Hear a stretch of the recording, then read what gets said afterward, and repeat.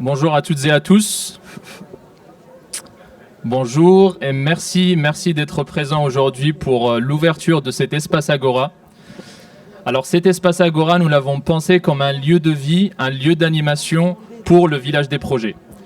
Vont se succéder face à vous un certain nombre d'interventions pour vous présenter des projets qui traitent de différentes thématiques, notamment la biodiversité, l'environnement, l'inclusion, la solidarité.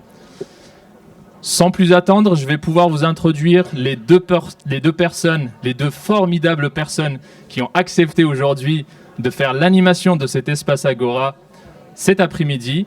Je vous présente en premier lieu Karim Touche, responsable et représentant aujourd'hui de la Ligue de l'enseignement des Bouches-du-Rhône. Je vous en prie de bien vouloir l'applaudir et l'accueillir.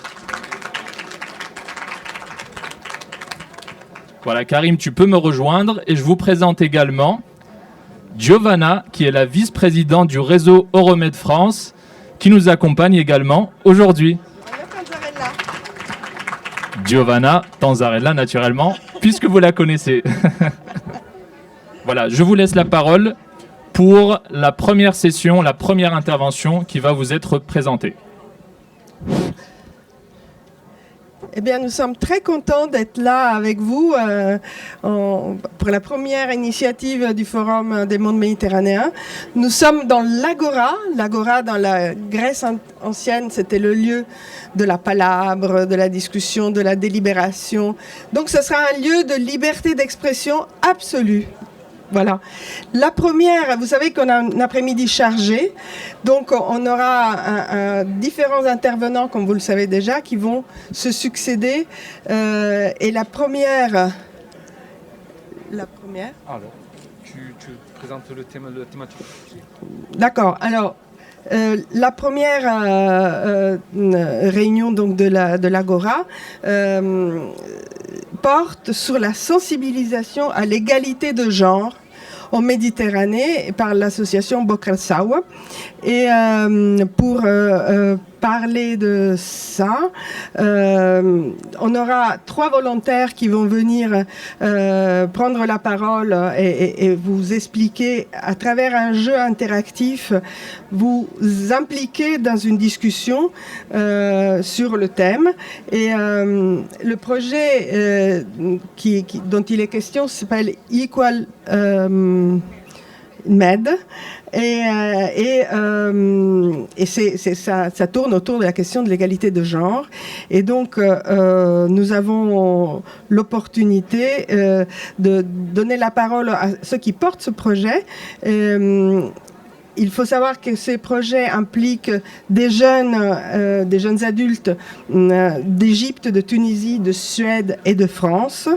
Et ils travaillent autour aussi d'une dimension artistique et créative autour de ce thème. Je te passe la parole. Alors, sans plus attendre, je vais appeler nos 3 volontaires. Donc, le premier, c'est Nicolo Salem. C'est un volontaire qui vient d'Italie. On peut l'applaudir. Alors, je vais essayer avec l'accent espagnol. La deuxième, c'est Lucia Nieto. Je le dis bien. Lucia Nieto, qui nous vient d'Espagne. C'est une volontaire espagnole. Et la troisième, Nouarm Abdelrazak, c'est une volontaire qui nous vient d'Égypte. Donc je vais leur laisser la parole. Ils vont vous présenter leur association, puis ils vont vous présenter le jeu, puisqu'il y aura un jeu, hein, et puis les questions qu'ils vont vous poser. La parole est à vous. Je vous laisse un micro.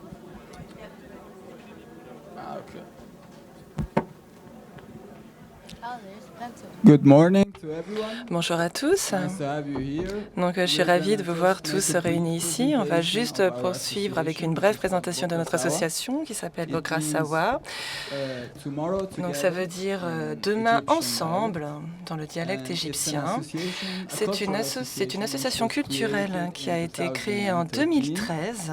Elle est basée à Marseille. Et l'objectif de cette association, c'est de pouvoir rassembler les 2 rives de la mer Méditerranée grâce à l'éducation non formelle. Donc nous nous concentrons sur 3 activités principales. La première se base sur la médiation culturelle. Nous proposons beaucoup de jeux, beaucoup d'animations que nous créons nous-mêmes et qui sont scientifiquement validés. Nous proposons également dans des écoles ou dans des bibliothèques avec des jeunes et avec des adultes la possibilité de parler de problématiques sociales en passant par le caractère ludique de nos jeux. Cela permet notamment aux jeunes de participer plus activement. Nous travaillons également sur la mobilité européenne, puisque grâce à des échanges, nous tentons de sensibiliser, d'informer les jeunes sur les régions, notamment ici en France. Et nous proposons plusieurs projets auxquels ils peuvent participer partout dans le monde, particulièrement dans la zone Méditerranée, donc notamment dans les pays du Maghreb. Beaucoup de possibilités s'ouvrent aux jeunes de là-bas afin de pouvoir bénéficier d'échanges avec d'autres jeunes, participer à des cours. Et c'est particulièrement important pour eux de savoir qu'ils ont accès à ces opportunités et de pouvoir participer à ce type d'expérience qui s'avère au final très enrichissante. Et enfin, le troisième axe, ce sont les réunions, ce que l'on appelle les réunions. C'est-à-dire, il s'agit de séminaires auxquels nous participons et qui incluent plusieurs pays. Donc, par exemple, récemment, nous avons eu des séminaires qui s'appelaient la popularisation, qui a pour objectif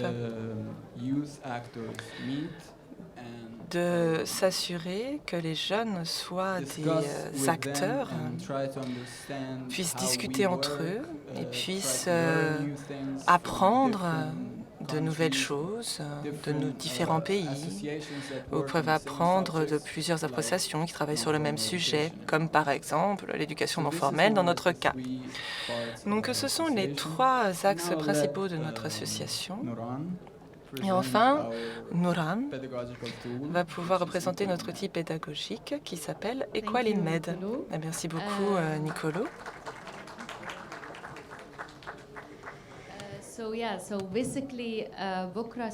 Donc oui, pour dire les choses simplement, Bokra Sawa s'intéresse particulièrement à s'atteler à tout ce qui touche à la jeunesse, donc par exemple des sujets qui peuvent être particulièrement prégnants dans la région méditerranéenne, et également s'intéresser à beaucoup de questions qui peuvent stresser particulièrement la jeunesse de cette zone, donc par exemple l'environnement, l'égalité des genres, également la culture culinaire, la culture urbaine. Donc Bokra Sawa s'intéresse à tous ces sujets-là. Et l'éducation non formelle est le fil rouge qui passe à travers qui traverse tous ces sujets-là, afin de pouvoir s'intéresser à ces différents sujets. Alors maintenant, je vais m'intéresser plus avant à la question de l'égalité de genre. Bokra Sawa s'intéresse particulièrement à ce sujet et nous sommes particulièrement attachés à cette question parce que c'est quelque chose qui inquiète particulièrement la jeunesse et qui concerne particulièrement la jeunesse. Donc il y a 3 ans, en 2017, Bokra Sawa a organisé des échanges euroméditerranéens et ils ont rassemblé des gens provenant de la région euroméditerranée afin de pouvoir traiter de ces sujets-là, d'en parler. Et en Durban, nous sommes particulièrement reconnaissants que cette expérience ait eu cours il y a 3 ans, puisque nous avons pu en bénéficier grâce à beaucoup de résultats positifs et beaucoup d'outils pédagogiques qui ont pu nous permettre d'avancer en ce qui concerne la mobilité européenne. Nous avons notamment organisé 2 expositions après ces réunions. Et à l'époque, c'était vraiment quelque chose qui était des réunions très importantes parce que ça a été présenté comme une forme de mouvement assez radical afin de pouvoir mettre en avant la dynamique de pouvoir et l'égalité de genre. Ces deux échanges ont eu lieu en 2017, puis en 2018. Nous avons organisé deux expositions et grâce à ces deux expositions, nous avons pu mettre en place un outil pédagogique qui a été tiré de ces deux réunions d'échange de la jeunesse. Donc, tout d'abord, nous nous sommes intéressés à la place des femmes dans l'espace public et comment est-ce que les femmes interagissent dans l'espace public et comment l'espace public peut avoir un impact sur les stéréotypes de genre et sur les constructions sociales en ce qui concerne les coutumes sociales traditionnelles. Et il y avait également un dialogue très intéressant qui s'est établi sur la manière dont la société cadre les genres et cadre les constructions sociales, qui correspond à la manière dont nous parlons et à la manière dont nous nous comportons. Et c'était particulièrement intéressant puisque ils ont permis de rassembler la Suisse, l'Égypte, la Tunisie et la France. Beaucoup de différents sujets ont été traités à l'époque. Et enfin, la seconde exposition était Equal in Med. Donc, elle va être proposée aujourd'hui et vous allez pouvoir avoir un aperçu de ce qu'il en est. Il y avait 23 jeunes provenant de la région méditerranéenne qui, pour cette exposition, ont parlé de la construction sociale et des normes traditionnelles qui proposent un cadre à la stéréotype de genre et qui proposent des normes sociales stéréotypées en ce qui concerne les genres et les dynamiques de pouvoir. Donc nous sommes particulièrement reconnaissants pour ces échanges qui ont pu avoir lieu et pour cette mobilité européenne qui a été mise en place, qui nous a permis d'obtenir les outils pédagogiques qui nous allons vous présenter. Et à dire vrai, il y a un de ces outils qui a été adapté pour les jeunes, afin que ce soit disponible au sein des écoles, adapté pour les écoles. Maintenant, cet outil pédagogique est utilisé dans les différentes écoles afin que les jeunes enfants puissent comprendre le sens et de la signification du genre, la différence entre le genre et le sexe, parce que c'est un sujet particulièrement crucial auquel il convient de s'attacher. Donc maintenant, nous allons vous donner un petit aperçu de ce jeu.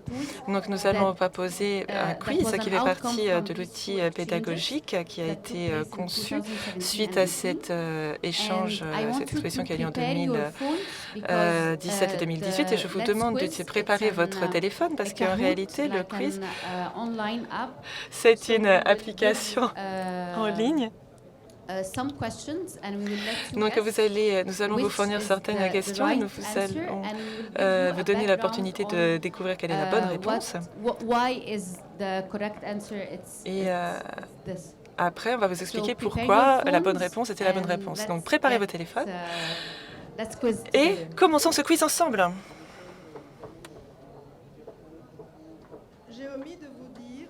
Amis, qu'il y a des casques que vous pouvez prendre derrière à la régie pour entendre les discussions qui se parlent, qui se parlent dans la langue que l'intervenant voudra.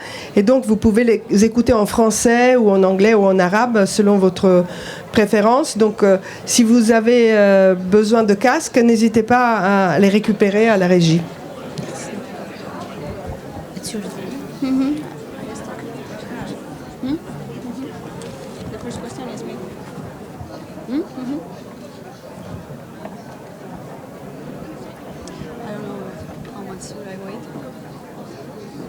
You can ask them.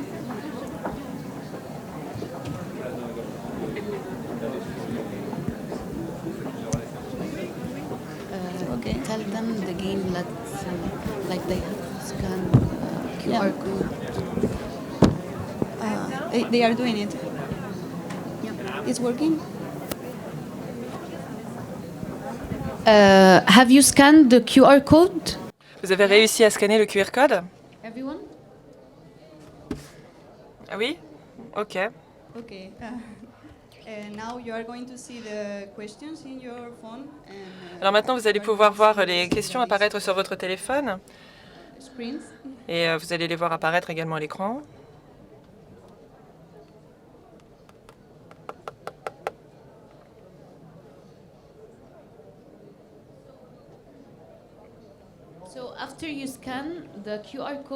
Donc après le fait d'avoir scanné le QR code, vous allez recevoir une petite diapositive avec où c'est marqué animation Let's Quiz. Donc passons au quiz. Vous l'avez reçu?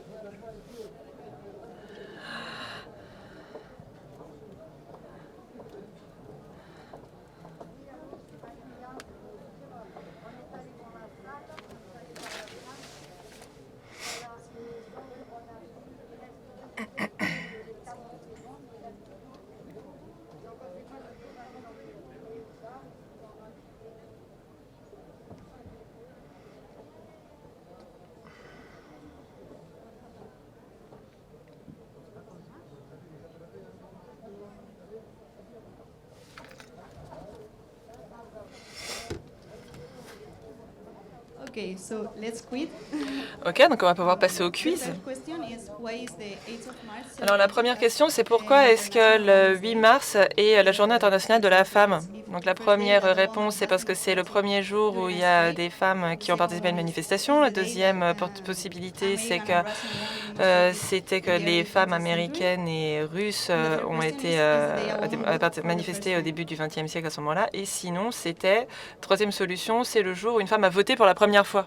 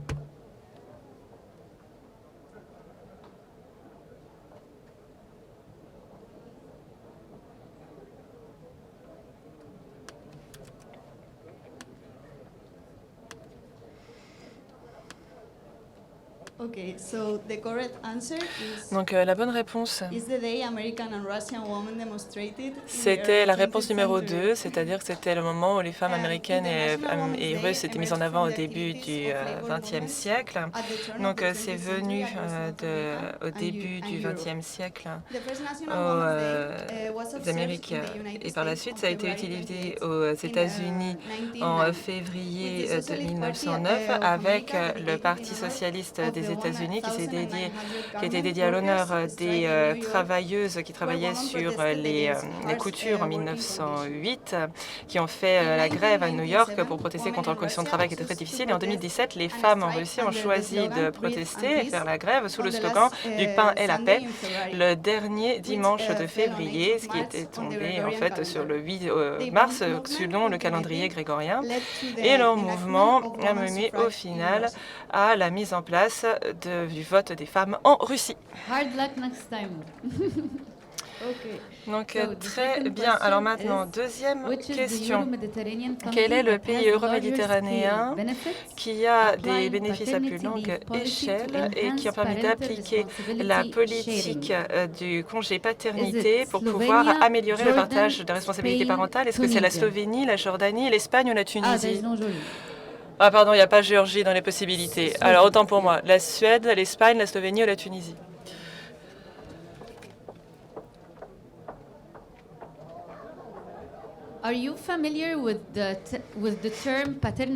Est-ce que vous savez ce que c'est un congé paternité? Ouais. Donc en fait, la congé paternité, en fait, c'est un congé qui se concentre sur les pères, en fait, parce que la plupart du temps, lorsque la femme travaille, ça va être celle qui va s'occuper le plus, qui va être la plus responsable des enfants lorsqu'elle est enceinte. Et ça pourrait l'empêcher de pouvoir saisir davantage d'opportunités de carrière.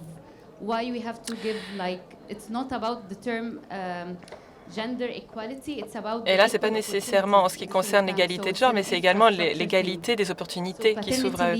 Donc c'est pour cela qu'en ce qui concerne le congé paternité, c'est un congé qui permet uniquement aux pères de prendre le congé afin de pouvoir donner davantage d'opportunités aux femmes. Non, c'était quoi la réponse? C'était la Suède? Non, c'était pas la Suède. C'était une surprise, visiblement. C'est la Slovénie. Parce que la Slovénie offre l'opportunité aux pères d'avoir accès à un congé paternité payé. Et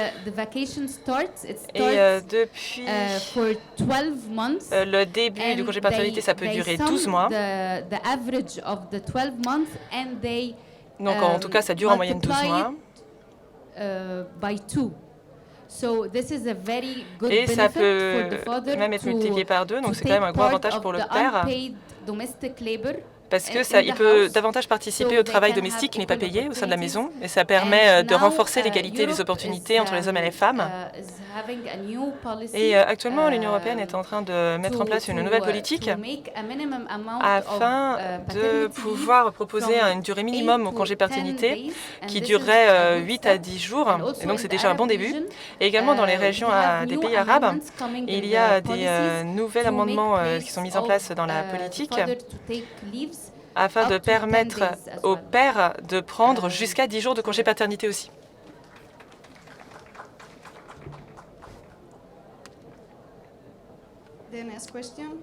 Alors, question suivante.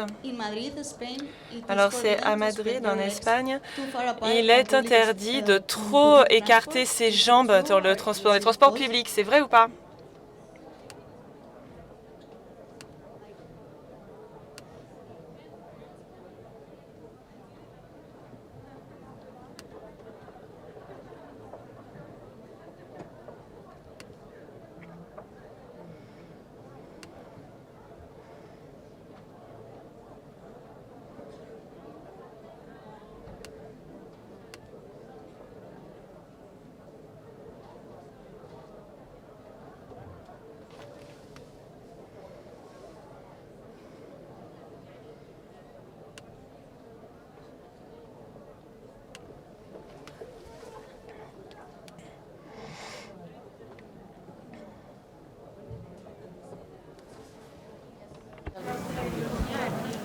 I cannot.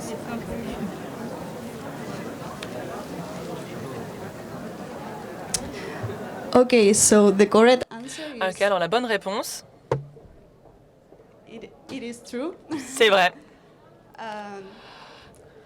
The political party Podemos C'est vrai, parce qu'en fait, le parti politique Podemos a mis en place une nouvelle mesure à Madrid afin de pouvoir combattre ce qu'on appelle le manspreading. Donc le manspreading, c'est quand une personne, enfin souvent un homme, va s'asseoir avec les langues très écartées et ça va réduire l'espace des gens qui s'assoient à côté d'eux, particulièrement dans les transports publics. Et depuis 2017, il y a des pictogrammes qui montrent un homme qui écarte ses bras et ses jambes et qui prend un petit peu de l'espace du siège à côté, ont proliféré dans les bus.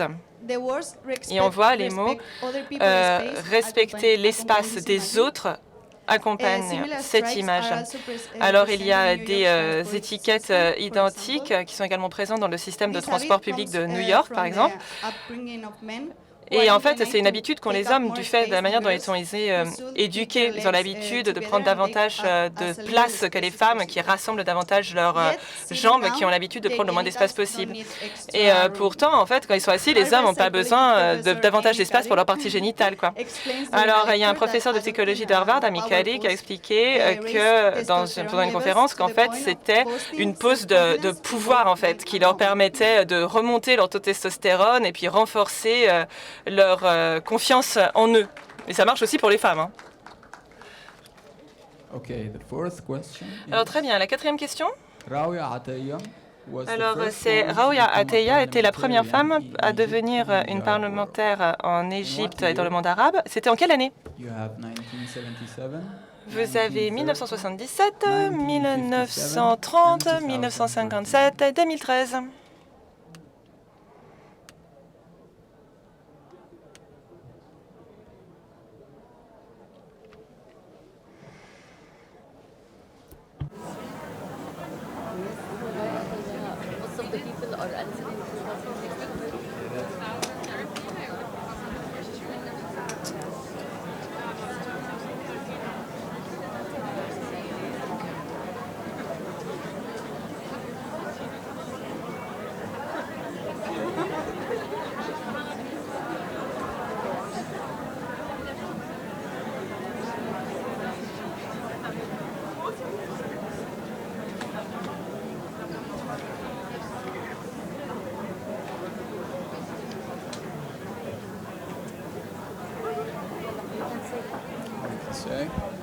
Okay.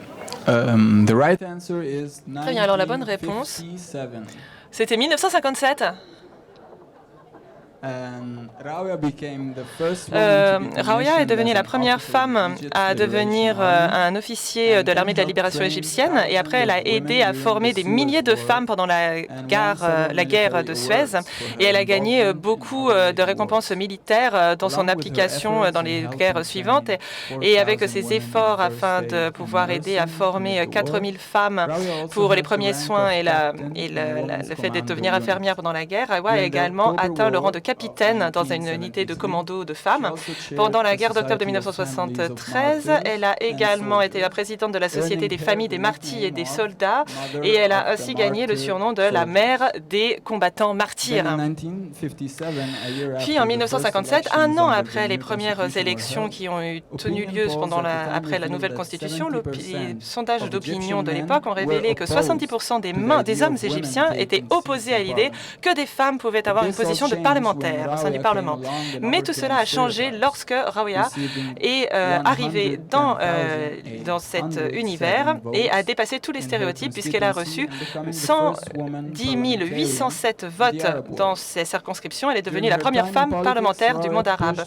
Pendant sa carrière politique, Rawia a poussé pour l'avancement des droits des femmes et a insisté à pouvoir travailler pour atteindre l'égalité des femmes dans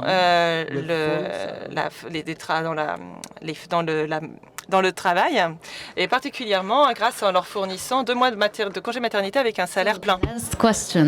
Dernière question. Jusqu'en 2013, la loi avait dicté que les femmes françaises n'étaient pas autorisées à porter des pantalons. Vrai ou faux?